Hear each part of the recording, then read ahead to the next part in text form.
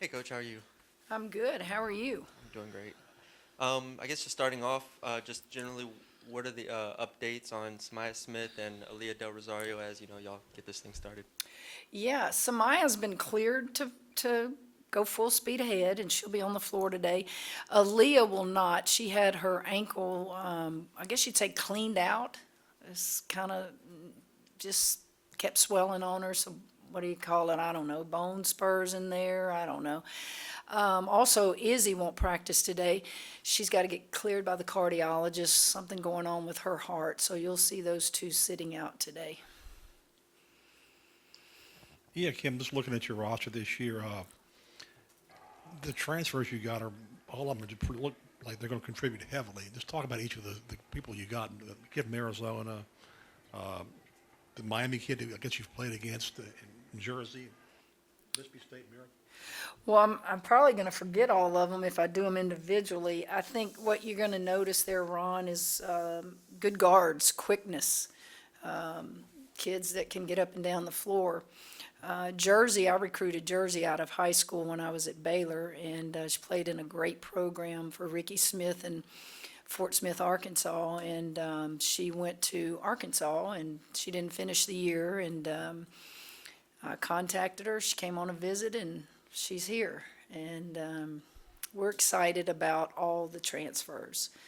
I think it's a good mix of transfers, older players with experience, and then you add it to the ones that we have that have the experience. And then you look at Jada, our local young lady. She's really the only freshman that we have. So we've got a good little mixture of experience and new players and one young one. I guess staying with that theme, what do you think the makeup of this team is going to look like when you guys get up and running to your potential? I hope it's athletic. I hope it's speed and quickness. I think we have more depth at the guard spots. I hope when we get everybody healthy, the posts will be just as you expect them to be. You know, when Samaya went down, that kid was almost averaging a double-double. I think it was like 11 and 7. And you hope that she can give you that and more. I think Aaliyah healthy. You saw the value of Aaliyah, particularly in that UCLA game when we had to go against Betts and Tall. I just think that you know what Morrow gives you. You've got a senior in Amani. So, you know, and then you add Jersey in there, and you can move Jersey and you can move Morrow outside some if you need to. So I'm going to be curious in a month to tell you more based upon what I see every day. Kim, do you suspect that, or maybe predict that Jade is going to surprise some people? Wouldn't surprise me. I saw that young lady hit almost 40 against Michaela's team in high school. She comes from a great high school program, played for Coach Errol Rogers, who has coached at the collegiate level.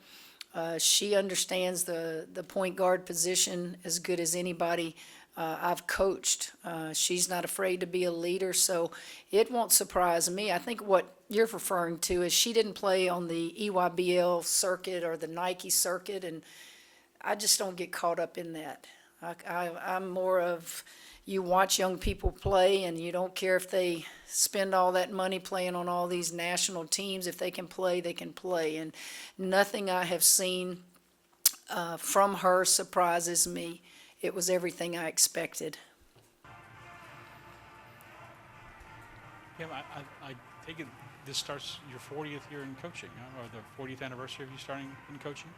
Scott, you just have a way of pissing me off right out of the gate, don't you? 40 years, yes. Can you believe that? No, This is it's my great. 25th year as a head coach, and you add the 15 at Louisiana Tech. Does that add up to 40? And then Well, I can't do math. I'm a journalist. but yeah. Yes. started when I was 23 years of age, and I'm still alive and kicking with a few stints. How have you kept, that fire, that desire going, and is it what you obviously, especially with so many changes in the game, it's probably too many to mention obviously here, but it's so many changes. How have you kept current and kept that edge going to where you still strive to be the best every year? I think one, I just have a lot of energy. And I think that if you have the energy, if you're putting a product on the floor that's competitive and your health is good, what else am I going to do in life? I can only hang around my grandchildren so long they still have to go to school. And so it's fun for me to be challenged. It's fun for me to get up every day and still feel like I'm contributing something to this game. The hard part is what you said about things changing in collegiate athletics. And I feel like I'm probably one of the old dinosaurs that's been able to adapt. And I think some in my age group have gotten out because it's like, no, not putting up with that anymore.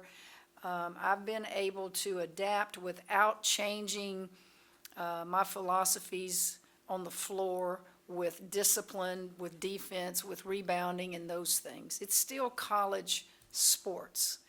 All the other outside stuff, Scott, honestly, I don't deal with it. I give it to an assistant or an administrator, and they allow me just to be a coach. Hey, Kim, I wanted to ask you about Flau'jae. She's a cross-platform player, person, name, brand. In the post-Angel Caitlin women's college basketball world, how significant do you think of a role she will play in the continued growth of the sport? Well, I think Flau'jae is a well-known player, not just because of her rap, but because of her talent. And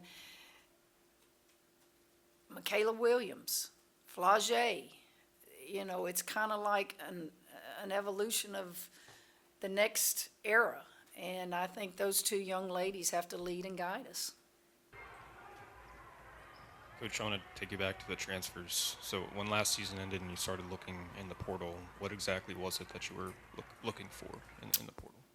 Players at all positions that can play, that can help you. Players that want to be here, players that value defense, players that understand we're going to push you hard.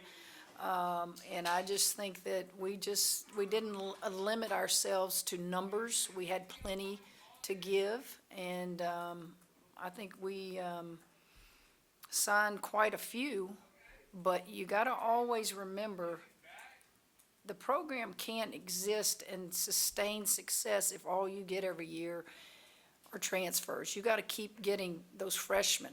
The hard part is you just don't know every year when you step on the floor if you're going to have the same team that you had that finished the year. And that's what runs a lot of coaches out of the business. It's like you could used to, my freshman class, man, they're going to be good when they're juniors and they've got all this experience. It just doesn't work like that anymore. So whatever roster you have out there, you got to go to work right out of the gates. We've seen Flau'jae's game evolve, over her couple of years here. Her defense obviously picked up a lot last year. What are you hopeful for her in the next evolutionary step for her game? I think Flau'jae will tell you her all-around game. And I think when you're a freshman, you're scared to put freshmen on the better player on the other team because they're a freshman.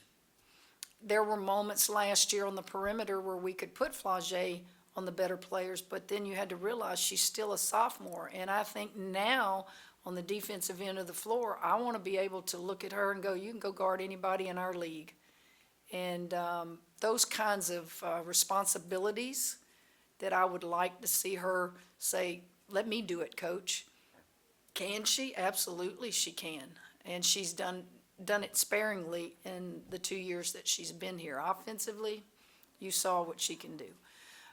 She's a long, lengthy guard that can get you rebounds as well.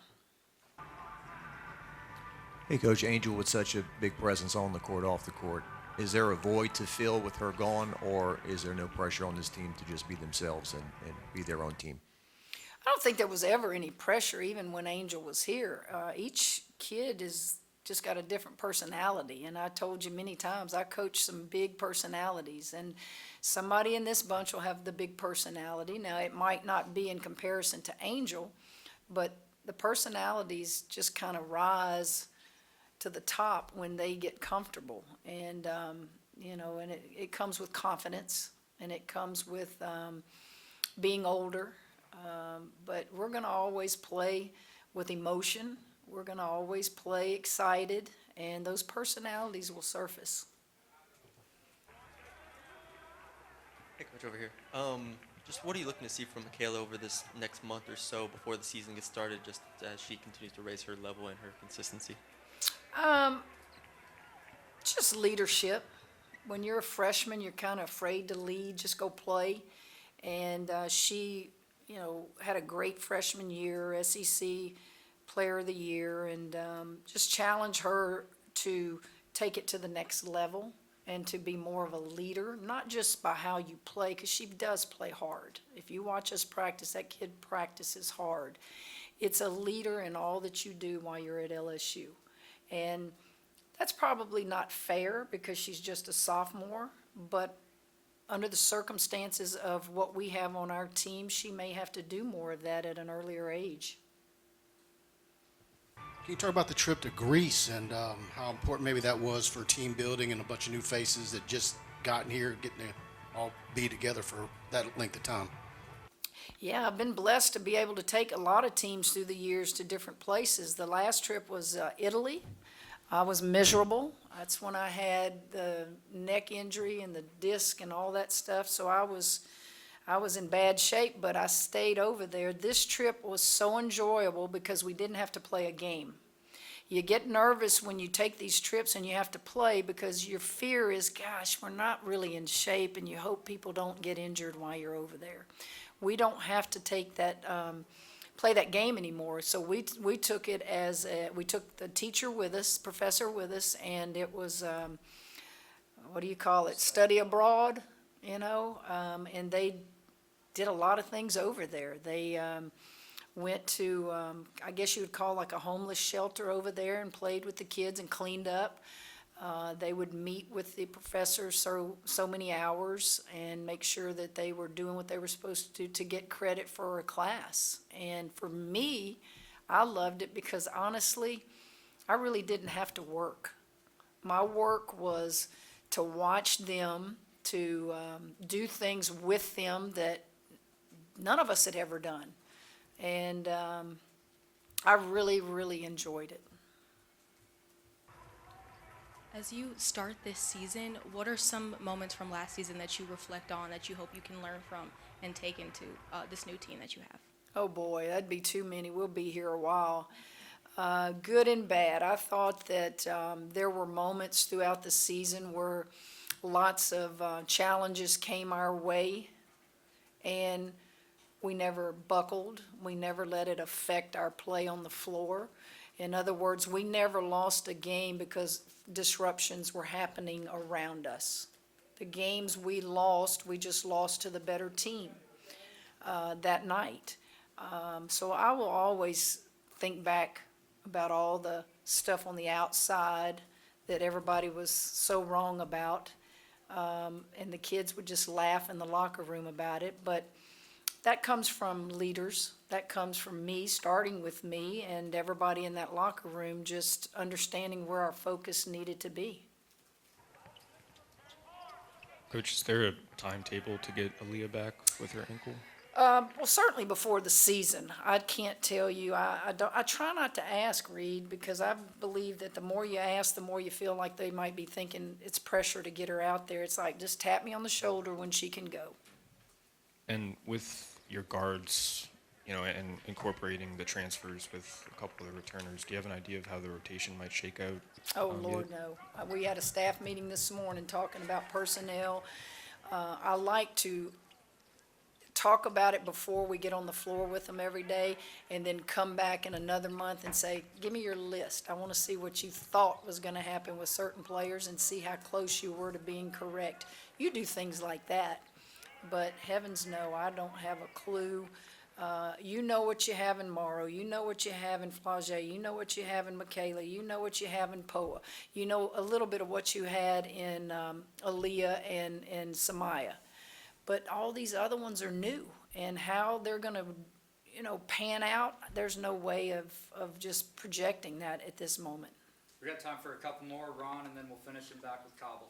Yeah, Kim, for all the, I guess, NIL stuff with Flau'jae and her personality and how people see her from the outside, does her love of basketball and this pride in her game get overlooked? Not by me. That kid's one of the more talented kids I've ever coached. I think what gets overlooked is I am amazed at how good she is at both and how much time it takes at both to be good. Not just average, she's just good. And she's got it all figured out. But she had it figured out when she got here. What she didn't have figured out is on the floor, and stuff like that, as far as, popping right back up when you get hit in the mouth and things like that. But her work ethic is just, I don't know that she ever really gets tired. If you'll remember, I said her freshman year, she thought she's supposed to play 40 minutes a game and got just so dejected when I would take her out for no reason. And now she's just more of a leader, and she's got, guys, that kid's, her soul is just precious. Her heart is just joyous and good, and the things I could tell all of y'all about her that she does, you wouldn't believe. And I was sitting on the couch yesterday and watching, I guess it was the Saints. Yeah, I think it was the Saints and the Eagles, and they're going into a commercial. And I got up and I hear Flau'jae. I forgot she's doing, that's big time. And I thought, that's Flau'jae. And so she's something else now. I got two if I can. With the guard play that you're expected to have, do you think it'll be a little bit more dribble penetration, drive and kick to the game? Well, you change based on your personnel. Now, let me make it clear. You don't win if you don't have post play. You don't win if you don't have shooters, and you don't win if you don't have good guard play, point guard play. That's never going to change. What we will do is let this evolve and see, do we throw it in there as much as we did when we had the Angel and whoever? I hope we can, but I'm going to go with what can score buckets for you. So we will spread the floor if need be. We will set the on-ball picks. We will have post players in there, so let them figure out what it is they do well, and it's my job to put them in a position to be successful. We are still 6'5" and 6'5". Aaliyah's 6'5".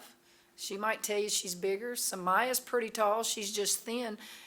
Jersey's not much below them, so I'm not going to make point guards out of those guys.